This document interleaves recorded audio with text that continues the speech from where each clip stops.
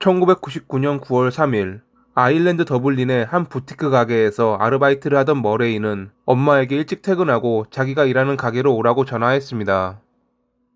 내일 있을 아빠의 생일 선물로 고민하던 엄마에게 좋은 옷이 있다며 함께 고르자는 막내딸의 전화에 그녀는 오후 5시 무렵 가게를 찾아갔죠. 마침 쉬는 시간이라 모녀는 시간이 가는 줄도 모르고 여러 이야기를 하며 좋은 선물을 골랐고, 퇴근한 뒤 친구들과 좀 놀다 들어갈 거라는 머레이에게 엄마는 너무 늦지 말라고 말한 뒤 가게를 나왔습니다. 걸어가는 그녀의 뒤로 "엄마 나중에 봐요 라는 활기찬 목소리가 들리자 그녀는 뒤돌아 딸에게 손을 흔들었습니다. 머레이 역시 웃으며 엄마에게 손을 흔들어 주었죠. 그것이 막내딸의 살아있는 마지막 모습일 줄은 당시 그녀는 상상도 하지 못했을 것입니다.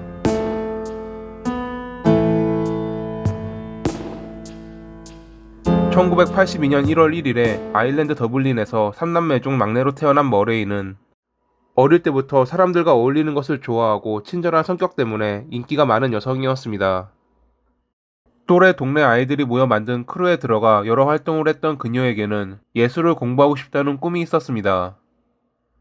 하지만 이를 위해선 돈이 필요했고, 그렇기에 그녀는 고등학교를 졸업한 뒤 지역 쇼핑센터의 부티크 가게에서 아르바이트를 하게 되었죠.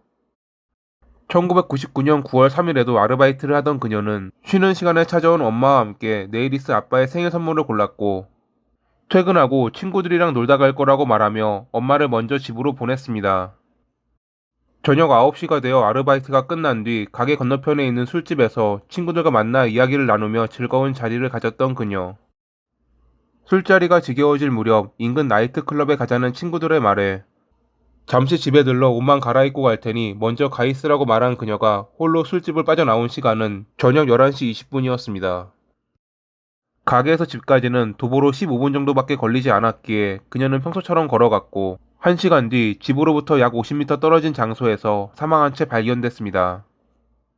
발견자는 그녀의 언니로 이날 다른 지역에서 친구들과 놀다 자정 넘어 택시를 타고 동네로 돌아왔던 그녀는 집으로 가는 길목에 쓰러져 있는 머레이를 발견했고, 처음에는 술에 취했다고 생각하며 다가갔지만 바닥에 흐른 피를 보고 놀라며 도움을 요청했습니다.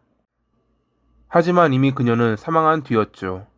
그녀의 몸에 남은 자상들은 타살임을 가리키고 있었습니다.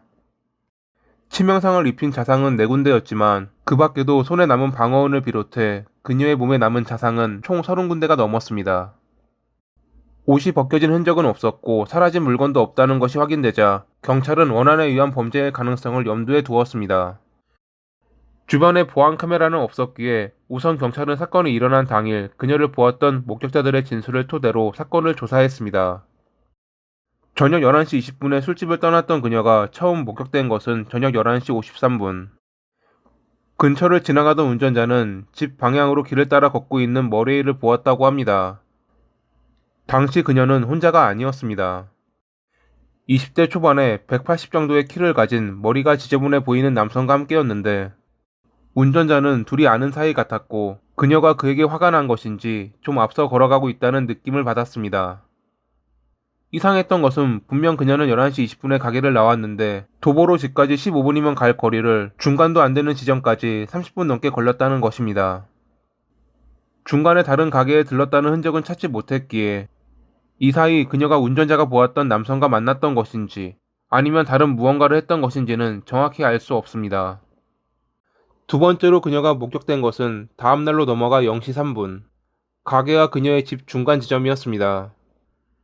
당시 그녀는 혼자 걷고 있었고 누군가에게 쫓긴다거나 다급해 보이는 느낌도 아니었다고 합니다. 자정이 좀 넘어 뒷마당에서 친구들과 놀고 있던 이들은 "저리 가, 나를 내버려둬, 꺼져버려 라고 말하는 여성의 목소리를 들었는데, 밖을 둘러보았지만 주변에는 아무도 보이지 않았고 그렇기에 그것이 머레이의 목소리였는지는 알 수 없었죠.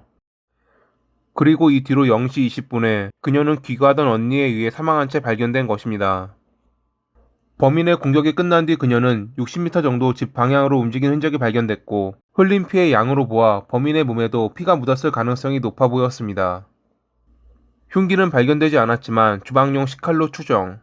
하지만 그것뿐 범인은 별다른 단서를 남기지 않았습니다. 그녀의 손톱 밑에서 소량의 여성 DNA가 발견됐지만 직업 특성상 여성 손님을 많이 상대했던 그녀였기에 그것이 범인의 것이라고 판단하기에는 확정적이진 않았죠. 몸이나 금품을 노린 범행이 아니었고 자상도 많이 남아 있었기에 경찰은 그녀에게 원한을 가질 만한 일을 찾아보았지만 평소 사람들과도 잘 지내고 누구에게나 친절했던 그녀에게 원한을 가질 만한 이는 없어 보였습니다. 머레이가 살해되었을 무렵 인근 도로를 따라 달리는 짧은 머리의 젊은 남성을 보았다는 제보가 있었지만 추가 조사로 밝혀진 것은 없었죠. 그녀가 속해 있던 크루에서 질투가 심하고 가격한 모습을 보였던 A라는 여성이 용의자로 거론되기도 했습니다. 당시 경찰이 피해자의 신원을 공개하기도 전에 A는 지인들에게 피해자가 머레이라고 말하기도 했고 다른 이와 시비가 붙으면 그냥 넘어가지 않고 끝을 보는 성격이었거든요. 하지만 그녀를 용의자로 선정하고 신문하기에는 물적 증거가 없었습니다. 머레이의 손톱에서 발견된 DNA와도 일치하지 않았죠. 그로부터 1년 뒤 A는 다른 나라로 떠났다고 합니다. 사건이 발생하기 2개월 전 나이트클럽에서 머레이와 만나 놀았던 남성이 용의자로 지목되기도 했습니다. 이날 그녀는 남성과 데이트하는 모습이 친구들에 의해 목격됐고 언뜻 보기에 둘은 사이가 좋아 보였는데 그날 밤늦게 그녀는 매우 놀란 상태로 친구의 집에 나타났습니다. 그녀는 자세히 설명하고 싶지는 않지만 누군가 자기를 따라왔다며 두려움에 떨었는데 경찰에 신고자는 친구의 말에 그러지 말라고 말렸습니다. 친구들은 그녀를 따라온 이가 나이트클럽에서 만난 남성일 것이라 생각했지만 이 뒤로 머레이가 별다른 말을 하지 않았기에 그냥 넘어갔다고 합니다. 앞서 범행 당일 지나가는 운전자가 보았던 그녀와 함께 걷던 남성과 나이트클럽에서 만난 남성의 스케치가 대중에게 공개됐지만 별다른 제보는 없었죠. 그러던 중 그날 이상한 청년을 보았다는 제보가 들어옵니다. 범행 당일 인근 지역에서 영업을 하던 택시기사가 바지에 피가 묻은 청년을 태워주었다는 제보였죠. 택시기사가 그를 기억했던 이유는 바지에 묻은 피 말고도 이상한 행동을 보였기 때문입니다. 물어보지도 않았는데 청년은 오늘 나이트클럽에서 놀다 늦어 여친보다 집에 빨리 가려고 택시를 탔다며 블랙록의 뉴타운 파크 애비뉴 꼭대기에 있는 그랜빌 로드로 데려가 달라고 말했습니다. 하지만 몇 분 뒤 청년은 마음이 바뀌었다며 다른 주소지를 알려주었는데 자기가 빠른 길을 안다고 길을 안내해 주었습니다. 나중에 택시기사는 그가 알려준 길이 일관성이 전혀 없는 그저 주변을 빙글빙글 돌았다는 것임을 알게 되었다고 합니다. 왜 그랬는지는 모르지만 일단 청년이 말한 장소에서 그를 내려주었고 하는 행동이 이상했던 그를 택시기사는 잠시 지켜보았는데 그는 집에 들어갈 생각도 하지 않고 물끄러미 택시가 떠나기를 기다리는 듯 쳐다보았습니다. 자기를 이상하게 볼지 몰라 일단 차를 출발시킨 택시기사는 주변을 한 바퀴 돈 뒤 청년이 있던 장소로 돌아왔지만 이미 그는 사라진 뒤였습니다. 그렇다고 도로 인근에 있던 집 중 불이 켜진 집도 없었죠. 이러한 이상행동과 청년의 바지에 묻어있던 혈흔은 택시기사의 기억에 남았고 혹시나 하는 마음에 경찰에 신고했던 것입니다. 택시기사의 증언을 토대로 청년의 스케치가 만들어졌고 경찰은 그가 주변 나이트클럽에서 가끔 모습을 보였다는 것을 알아냈습니다. 그렇게 꼬리를 잡아 청년을 추적한 경찰은 그가 더블린에서 요리사로 일하는 B라는 남성임을 알아냈는데 폭력적인 성격에 상습적으로 마약을 복용했던 B는 나이트클럽에서 만난 여성을 성폭행한 혐의로 체포된 전적이 있는 인물이었습니다. 하지만 그를 범인으로 보기에는 별다른 물적 증거가 없었기에 무리가 있었죠. 이 밖에도 어머니의 남친을 살해했던 머롤 자매가 술에 취해 어머니에게 머레이에게 했던 것처럼 당신을 죽일 거야 라는 말을 했고 그녀들처럼 자신이 머레이를 살해했다고 주장하는 이들이 나타났지만 모두 거짓으로 밝혀졌죠. 범행이 일어나고 5년 뒤 머레이의 가족들은 자신이 범인을 안다는 익명의 편지를 받았는데 편지에 따르면 경찰이 조사 초기에 범인을 신문했지만 증거가 없어 그를 놓아주었다고 합니다. 가족들은 이 편지를 경찰에게 주었고 조사 결과 편지를 보냈던 이는 용의자 중 한 명이었던 택시 승객 B였습니다. 그는 사람들이 자기를 의심하는 눈빛으로 보는 것을 견디지 못해 이를 없애고자 그러한 편지를 보냈다고 밝혔죠.